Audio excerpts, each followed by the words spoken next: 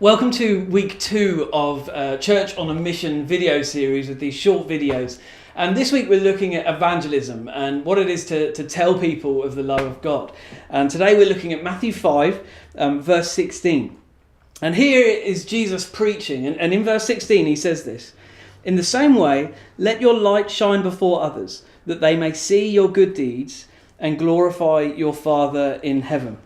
So Becky, you're a physio. I wonder if you could tell us a little bit. You were telling me about your story with being a physio and being a Christian amongst a whole load of people who weren't Christians as well. Can you tell us a little bit about that? Yeah, so when I first did my first year at Nottingham Uni, there were 40 of us physios in that first year, and because we were all together, they dumped us in a nursing home. It's one of the, the nurses have it, but so we had all 40 of us in this one really whole old building, and I remember just thinking that first week or two, wow, I think I really am the only Christian in this whole year group. Wow. And therefore for that first year, and actually for subsequent years, I lived with my physio colleagues, so it was a really exciting, interesting time. But I was really passionate, even at that point, like this is actually a really good place to be. And I remember having the option of, when you're second and third year uni, you can go and live with some of your Christian mates from the Christian Union, but I was really passionate. No, actually, God's put me in this university at this time with these people. And this verse, especially, is so powerful, isn't it? Like, let your light shine before them.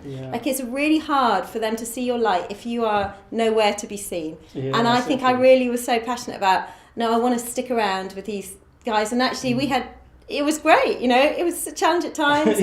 And there was one girl, actually, who, amazing, a beautiful girl, deaf physio, was with us for the year, and she came along to some evangelistic events that we ran on campus, and by the end of the third year she became a Christian. I took her through the kind of equivalent of Alpha for students, and so by the end of 3 years there were 2 of us. That's amazing. So at least, but it's just just being passionate. And I remember then it was such a great example of, if your light is going to shine, they need to be able to see it. You need to be where they are.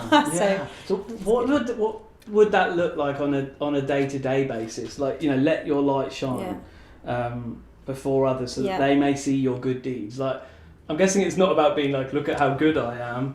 No, but what does it look like to let your light shine? And I was thinking about that verse. I think a lot of people think, I won't let my light shine because they might see my not such good deeds. And and I think, especially having got older and just doing life with other people and guys around us, and now obviously we've got neighbours and just doing life in community, I think it's actually that they see you're normal. And actually that's the most precious thing, because I think people are all looking at each other to how do you do this thing called life? Like, how does it work?